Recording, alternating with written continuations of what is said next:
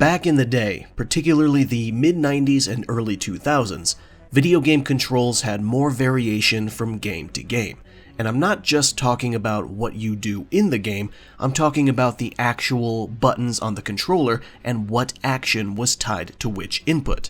This video doesn't pertain to mouse and keyboard, but that might be worth its own video. When gaming fully entered its three-dimensional era, controllers required more buttons than ever. Players were able to experience the 5th and 6th degrees of freedom now, and this called for more complex controls that let you do more things. With the introduction of the dual analog controller for the PlayStation 1, we got the standard controller form factor that many platforms would copy. While some controllers would make changes to the overall layout, specifically the stick placement, they all pretty much had the same buttons as the dual analog. 4 action buttons on the right, a 4-directional pad on the left, 4 buttons on the shoulders, 2 analog sticks that also click as extra buttons if needed, and a start and select button in the center. Every controller meant for general gaming has all of these buttons, and it's been this way for almost 30 years now. Sony basically made the perfect controller in the dual analog, and it's stayed the same ever since, even with controllers from other companies. The only real changes made to this controller standard in the last 20 years is the addition of a home screen button and a share button of some sort dedicated to recording gameplay or taking screenshots. But one other thing that's happened in that period is the rise of what I call genre standard controls. For a while now, I've been thinking about games that use very similar, if not completely identical, button functions and control layouts, especially in the world of shooting games. I'm not just talking about first-person shooters either. I'm talking about all games where you regularly shoot things. I'm going to use the PlayStation button names here, but by now you've likely noticed what I've noticed. No matter the actual genre or franchise, if a game has real-time gun combat, then precision aiming is L2, shooting is R2, reload is always square, quick weapon swap is usually triangle, grenades are usually R1, melee is often R3, sprint is often L3, and crouching or prone is usually circle, if the game has it. There might be a couple deviations, but generally speaking, a huge amount of shooting games have these exact controls. And it still doesn't stop there. Racing games, or games that just allow you to drive at all, also have the same controls. Accelerate with R2, brake and reverse with L2, handbrake with either square or X. 20 years ago, accelerate used to commonly be on X and reverse on square. Now this still worked because the buttons of the DualShock 2 were pressure sensitive, but keeping your thumb on X to accelerate meant taking it off in order to move the camera if needed. And genre standard controls go further still with action games like beat-em-ups and hack-and-slashes. Light attacks are often square, and heavy attacks are often triangle. Dodging is typically circle, and blocking is typically L1 or maybe L2. Now again, these are not law, but they are common enough that they almost feel like they are. Some of these control standards became widespread somewhat recently, like the shooting standard at some point in the PS3 and Xbox 360 era. Before that generation, control layouts was a lawless wasteland of weird placements. Some games had precision aiming on R3, sprinting was on X, reloading was on R1, and other mappings that would seem really odd today. One of the most fucked up control schemes I've ever come across personally is actually Quake 2 for the PlayStation 1. If you were using the dual analog controller, one configuration had you move your character with the face buttons. Triangle was forward, X was backward, and square and triangle were strafe left and right. And the left analog stick was aim, and the right analog stick wasn't even used. The fire button is R1, but jump is R2, meaning you had to coordinate your thumb, index, and middle fingers from the same hand just to slightly optimize movement while still firing. A second configuration did use both sticks, but for some genius reason, left stick was for moving forward and backward and turning, basically tank controls, and the right stick was only for strafing. This port was handled by a studio named Hammerhead, and apparently moving with the left stick and aiming with the right wasn't even a thought in anyone's head at that point. I'm sure some people got used to this horrible setup and learned to play efficiently, but it is an absolute nightmare going back to it now. But it's also worth mentioning that a couple other PS1 shooters came respectably close to creating the standard we have now. First was Medal of Honor in 1999, released only a month after the Quake 2 port. Medal of Honor had one controller configuration that not only properly allowed movement and strafing on the left stick, but also had looking and aiming on the right. And the fire button was actually R2 instead of the more common R1. The next year had Alien Resurrection, developed by Argonaut Games and released in October, before the PS2 launched. The movie might have sucked, but this game was actually pretty decent for its time, and ahead of the curve when it came to controls. Like Medal of Honor, it actually allowed you to move with the left stick and aim with the right.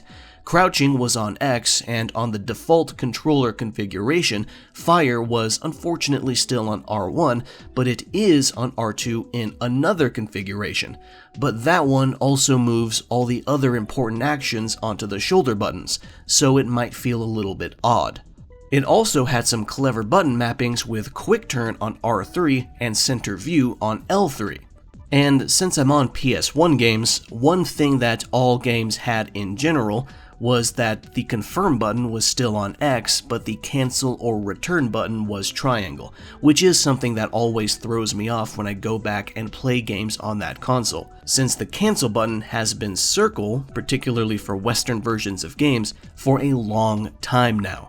While there's some other genres with interesting control changes over time, for this video I want to focus specifically on shooting games, because of all genres and combat types, shooting seems to have the strongest overlap in control schemes. While thinking about shooting game controls, I wondered what the earliest instance of aiming down sights actually was.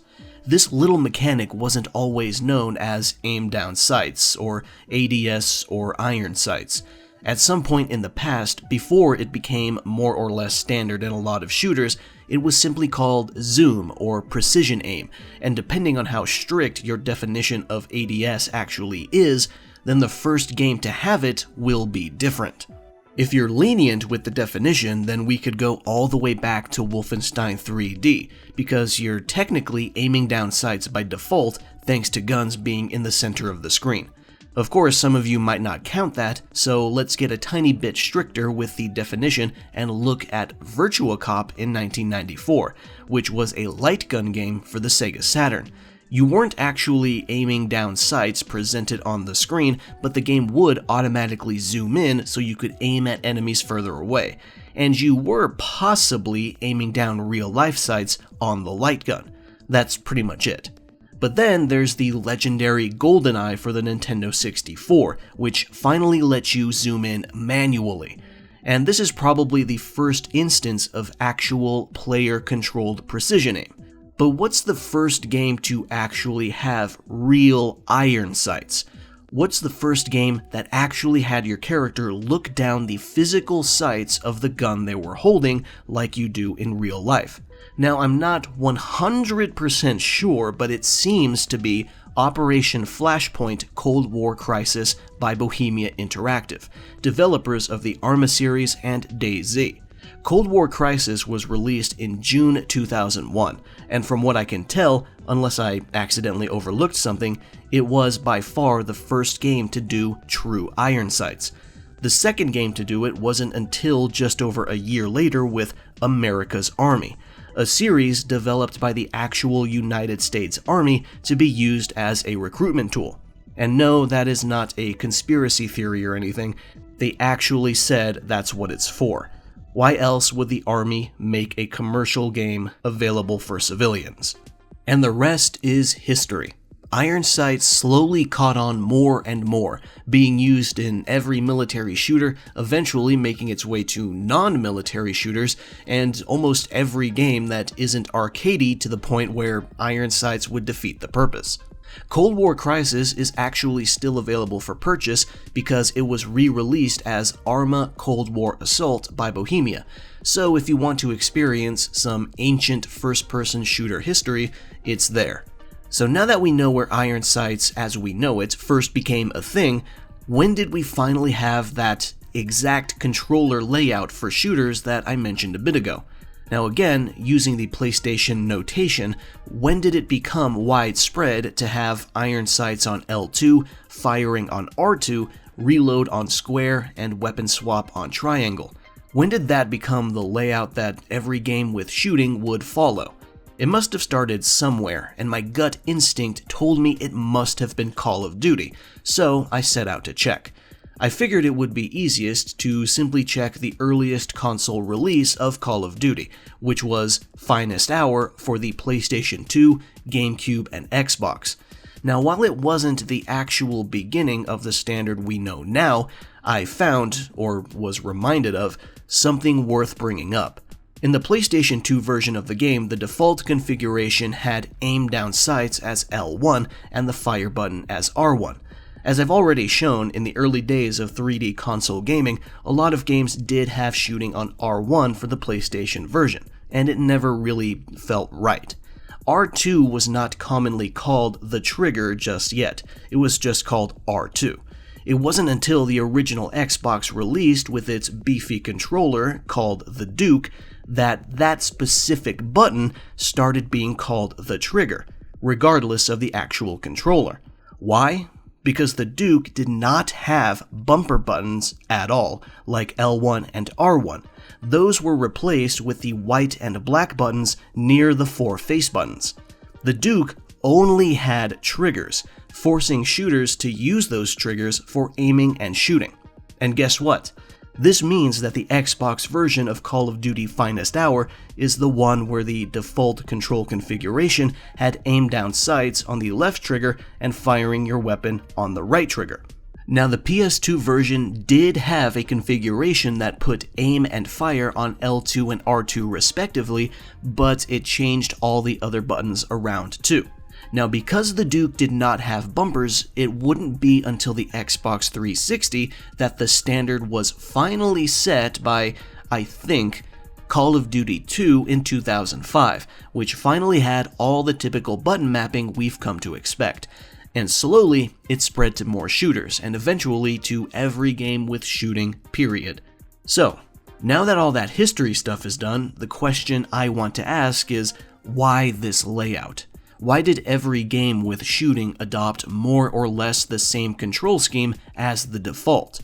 Well, it's pretty clear when you think about the controller itself and where the buttons are and how your thumbs and index fingers, maybe middle fingers too, rest on it. I'll continue to use the PlayStation format for consistency. In a neutral position, our hands typically rest on our controllers with thumbs on the sticks. Thumbs are pretty lenient with where they can rest. Now, our index fingers, assuming they are extended, will rest on the shoulders. This is where things may vary a bit by the size and shape of your hand, as well as the angle of the controller's handles. But for me personally, my index fingers naturally rest on the trigger buttons, not the bumper buttons. If I want to hit the bumper button, that's the action that requires the muscles in my hands to activate and move my index finger over. When I relax my hand again after hitting the bumper, my index finger wants to return to its resting spot on the trigger and will slide towards it. So the end result of this common default layout is that your thumbs and index fingers are hopefully resting on the four most important inputs: movement on the left stick, camera and aim on the right stick, precision aiming on L2, and firing on R2. These are the things that you'll be doing the most often in your typical shooting game, so it's where your fingers should rest. That's pretty simple. But what about melee and grenades, which are usually tied to R3 and R1 respectively? Could they be switched? Now, personally, I think they work where they are because grenades are usually a very delicate and finite form of offense. Depending on the game, some caution is needed if you're going to throw one, because wasting a poorly timed or poorly aimed grenade fucking sucks. That's why it's on R1, a button you need to deliberately push and is somewhat difficult to accidentally hit. It's probably a bad idea to put it on R3 because it could be easy to screw up your aim if you nudge the stick while pressing it down. That's why analog stick buttons like R3 and L3 are probably best reserved, on the default control scheme at least, for actions that are instinctive and do not require the player to consider anything beyond, do I need to do this now or not? That's why melee is usually on R3 and works pretty well there, because at any given moment you instinctively know if it'll be useful. You probably don't need to aim or keep your movement in mind to do it, you just do it when an enemy's in melee range. Another example outside of Call of Duty is Doom 2016 and Doom Eternal. R3 is the default button for melee and glory kills. They share the same button because they're fundamentally similar actions. You instinctively know if you need a glory kill the instant you see a glowing enemy that's close to death. You don't even really need to aim. If you play a lot of Doom, it becomes second nature. But of course, the default button mapping might be limiting to some players. So this leads us to our next topic: common custom mappings. From what I've seen around the internet over the years, it's fairly common for people who are into movement shooters to put jump on something other than X. Reason being, you ideally never, ever want to take your thumb off the right stick, so you always have control over where you're looking and the general direction you're aiming. As a result, I've seen people put jump on L1, L2, L3, or R3. L2 seems to be preferred if the game doesn't already have something important there, like precision aim. And I think L3 or R3 come in second because the left stick is movement anyway, and the right stick is where you're looking, so it's fair to assume you want to jump or dash in the direction you're already going. Another thing that's typical of movement-heavy shooters is dashing, which is often on circle. But for people who are serious about the game and want to be hyper-efficient, that means you need to take your thumb off the right stick to hit it. So a common custom decision is to change it to R1 or R3. R1 is fine if you're okay with very briefly taking your index finger off the trigger, or if you're one of those people who play with both your index and middle fingers on the shoulder, so you can do both. R3 might be preferred for similar reasons as jumping. Now, all of this is the same for crouching or going prone for military shooters too. Putting prone on R3 is pretty common. The harder part of this whole topic is why reload is typically on square and quick weapon swap is typically on triangle, because honestly, I'm not sure beyond the idea that all the other important buttons are already occupied, and these are just the last two sensible options left. It's probably also because they are the two buttons on the far side of the four face inputs from your palm, so you don't have to bend your thumb to press them comfortably with the tip. Square and triangle are just very versatile buttons in general. Depending on the game you're playing, they could either be the main attack buttons and you'll be hitting them thousands of times, or they're support buttons that you won't touch that often. And since we're talking about controls, and specifically custom controls, I feel like I should at least touch on paddles. You might have seen them before on those really absurdly expensive pro controllers. The average gamer who doesn't really play any particular game that seriously might scoff at it, but paddles can help a lot if a normal controller layout is genuinely limiting. Paddles are for those absolutely hardcore players who not only refuse to take their thumbs off the sticks, but maybe even refuse to take their index fingers off the precision aim and trigger buttons too. By incorporating paddles into your game plan, you can dedicate buttons to the fingers wrapped around the handle of your controller. So now you have a grand total of up to 6 fingers completely dedicated to their own stick or button. This also helps in coordinating button presses that would normally only use one finger. Instead of pressing one button and moving the same finger to a different button, which uses up precious milliseconds, you can just coordinate two fingers to press those two buttons at almost the exact same time, ideally only one frame apart. This is also why a lot of professional fighting game players have moved over to leverless controllers, where the movement stick is replaced with buttons dedicated to the cardinal directions. This has a greater potential for precision, which does help when you actually play at a professional level. Now, the final point for this video is a simple question. Are genre standard controls good? Well, it's a simple question to ask, that's for sure, but the question becomes a little more complicated when you ponder the limits of control creativity and user comfort. Genre standard controls help in a lot of ways, especially in terms of convenience. When most games with shooting have similar controls, it eventually becomes second nature for the player, and the onboarding process for a new shooter is fast and easy. I know some people might think the onboarding process isn't that big of a deal until they play a game with really complicated controls that takes hours just to get used to, and genre standard controls completely tosses that barrier out. But of course, some games might benefit from switching things around, maybe even to an extreme degree. But losing that intuitiveness, especially when it's not totally necessary, might come off as user unfriendly, or maybe even user hostile in the worst case. I've seen some people bemoan the lack of variety in controls for some genres, and while I understand why they feel that way, it's not something a developer should mess around with just for the sake of it. If you start up a game that plainly presents itself as a straightforward shooting game, but precision aim is on the D-pad, firing is triangle, reload is L3, and weapon swap is R2, and the game has no mechanics or structure at all that makes these wild deviations necessary, it's going to be annoying. It may sound quirky and endearing to mix things up just to mix things up, but without a mechanical reason for it, it negatively affects control intuitiveness, and will be somewhat frustrating at best, or painfully pretentious at worst, depending on intent. The only real exception would be if you're deliberately making a straight-up rage game, in which case, I think it would be funny if the controls randomized every time the player dies. Or better yet, they randomize every 5 deaths, so when the player thinks they've gotten used to it, it changes. If you're a developer who wants to make a rage game, please consider that. And I guess that's everything I wanted to say. So now I pose a couple of questions to you, the viewer, because I am curious about this, so if you have a relevant answer, please leave it in the comments. Do you have any experience with weird default button mappings?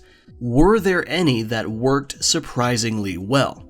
And are there any custom button mappings that you typically use for specific genres? Is it just easier on your hands, or is it to play more efficiently? Both? Neither? Let me know. This concludes my video on shooters and genre standard controls. Thank you for watching, and I'll see you around.